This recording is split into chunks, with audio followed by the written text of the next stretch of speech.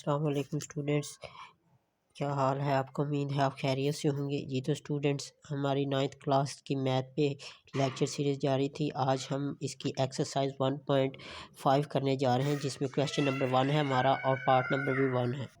Question number 1 में हमें क्या कहता है, find the determinants of the following, यानी कि जो मैट्रिसेस नीचे दिए गए हैं उनके हमने डिटर्मिनेंट मालूम करने हैं। तो डिटर्मिनेंट के लिए मैंने आपको बताया था कि अगर ए का डिटर्मिनेंट है तो इसे इस तरह सलाखों में बंद करेंगे। इसी तरह मैट्रिक्स को भी, कि जो मैट्रिक्स है क्लोज है, इसे ब्रैकेट को हम ओपन कर देंगे। इधर भी इस तरह सलाखें लगाएंगे। लगाने के बाद स्टूडेंट्स हम क्या करेंगे, हम इसकी क्रॉस मल्टीप्लिकेशन करेंगे, यानी डायगोनल को डायगोनल से मल्टीप्लाई करेंगे और नॉन डायगोनल को नॉन डायगोनल से मल्टीप्लाई करेंगे। देखते हैं हमारा आंसर क्या आता है।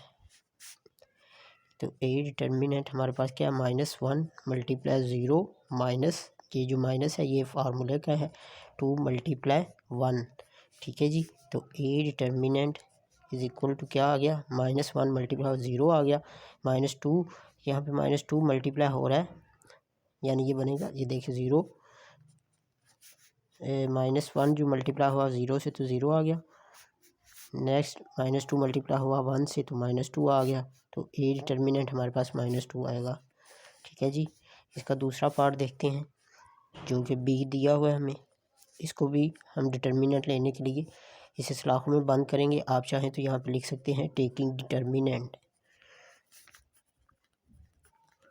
ठीक है जी, डिटर्मिनेंट इस तरह ज़रा प्रेजेंटेशन अच्छी बन जाती है इससे।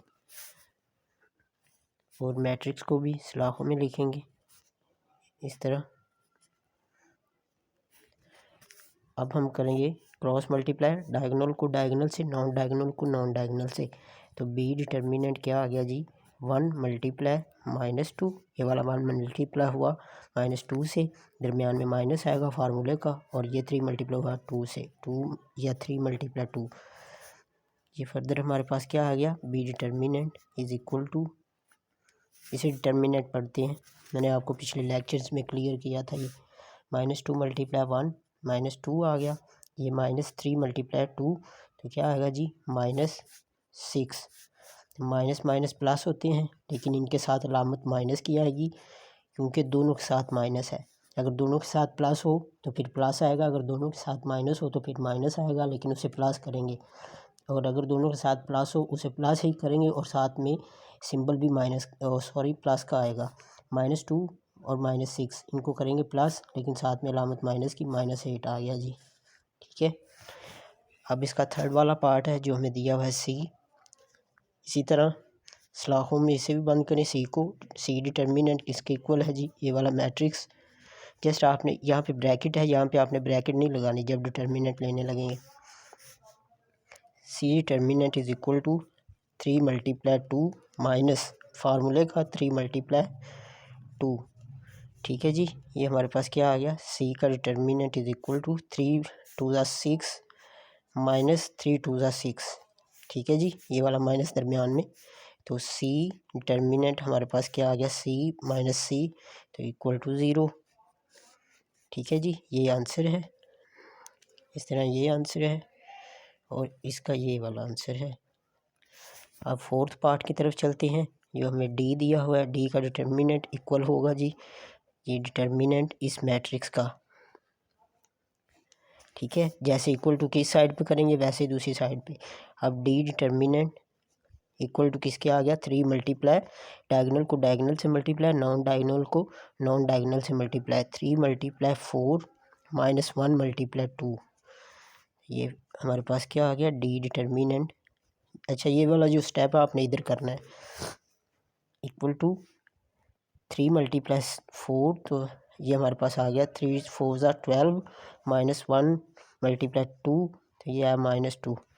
डी डिटर्मिनेंट क्या आ गया जी, D determinant is equal to 12 में से 2 माइनस करेंगे तो 10 आएगा। यही इसका आंसर है। ठीक है जी स्टूडेंट्स, ये तो हमारा पार्ट नंबर 1 क्वेश्चन नंबर 1 जो है उसका पार्ट नंबर 4 तक क्लियर हो गए। अब जो है हम इसका सेकंड क्वेश्चन की तरफ चलते हैं। स्टूडेंट्स, सेकंड क्वेश्चन हमारे पास क्या है, कहता है find the following find the which of the following matrices are the singular और नॉन सिंगुलर। कहता है नीचे जो मैट्रिसेस दिए गए हैं आपने बताना है कि इनमें से कौन सा सिंगुलर है और कौन सा नॉन सिंगुलर है। तो हमने ये देखने से पहले हम क्या करेंगे, हम इसका लेंगे डिटर्मिनेंट। अगर तो उसका आंसर आ गया ज़ीरो के इक्वल तो फिर वो सिंगुलर होगा, लेकिन अगर ज़ीरो के इक्वल नहीं आता तो फिर वो नॉन सिंगुलर होगा। तो हम करके देखते हैं जी। ए दिया हुआ है फर्स्ट पार्ट पे, ए इज़ इक्वल टू, इसका डिटर्मिनेंट लेना हमने 3 2 6 4, इसका डिटर्मिनेंट लेंगे। ये हमारे पास क्या आएगा, A determinant equal to cross multiplication, diagonal को डायगोनल से, नॉन डायगोनल को नॉन डायगोनल से। 3 × 4 - 2 × 6। तो ए का डिटर्मिनेंट स्टूडेंट्स हमारे पास क्या आ गया, 3 4 = 12 - 2 6 = 12। तो ये 12 - 12 करेंगे तो आंसर क्या आएगा, ए का डिटर्मिनेंट हमारे पास ज़ीरो आ गया। तो मैंने आपको बताया था जिसका आंसर ज़ीरो हो वो क्या होता है जी, वो होता है सिंगुलर। तो हम यहाँ पे लिखेंगे A is a singular matrix, singular matrix. ठीक है जी। अब इसका सेकंड पार्ट देखते हैं। सेकंड में बी हमें दिया हुआ है, इसे भी डिटर्मिनेंट यानी सलाखों में बंद करेंगे, मैट्रिक्स को भी सलाखों में बंद करेंगे, इनको मल्टीप्लाई करेंगे, क्रॉस मल्टीप्लिकेशन, डायगोनल को डायगोनल से, नॉन डायगोनल को नॉन डायगोनल से मल्टीप्लाई करेंगे। तो 4 2 = 8 माइनस फार्मूले का 3 × 1 या 1 × 3, 3 1 = 3 आएगा। मैंने यहाँ पे डायरेक्ट लिख दिया, आप इसे अच्छी तरह सॉल्व करके लिखिएगा। 8 - 3, तो 8 - 3 करेंगे क्या आएगा, बी डिटर्मिनेंट इक्वल टू 5। तो ये ज़ीरो के इक्वल नहीं है, तो हम यहाँ पे लिख सकते हैं बी इज़ नॉन सिंगुलर। ठीक है जी, नॉन सिंगुलर मैट्रिक्स। आगे सी दिया हुआ है थर्ड पार्ट, तो सी का भी करके देखते हैं। डिटर्मिनेंट लेंगे, ये वाला स्टेप आपने सॉल्यूशन के आगे करना है। 7 3 - 9 5। ठीक है जी, तो इसे हम सॉल्व करके देखते हैं क्या आता है। सी का determinant equal to cross multiplication, diagonal को डायगोनल से, नॉन डायगोनल को नॉन डायगोनल से।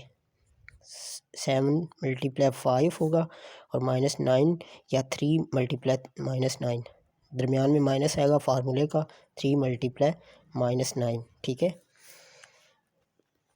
सी का डिटर्मिनेंट इक्वल टू होगा 7 5 = 35 माइनस ये वाला, और 3 9 क्या होगा, 3 9 =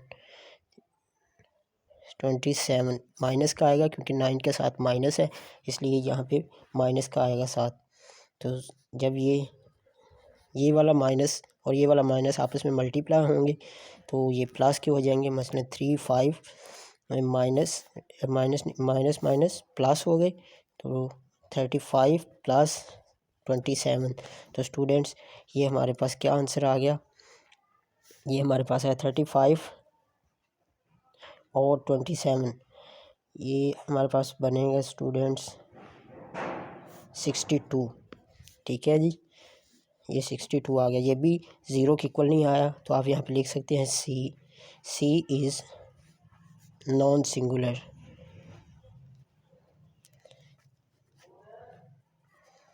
ठीक है जी, ये आपने लाजमी लिखना है। अगर उसने ऊपर लिखा हो कि इनमें से बताएं कि कौन सा सिंगुलर है और कौन सा नॉन सिंगुलर, तो आपने ये जो स्टेटमेंट है ना ये साथ में ज़रूर लिखनी है।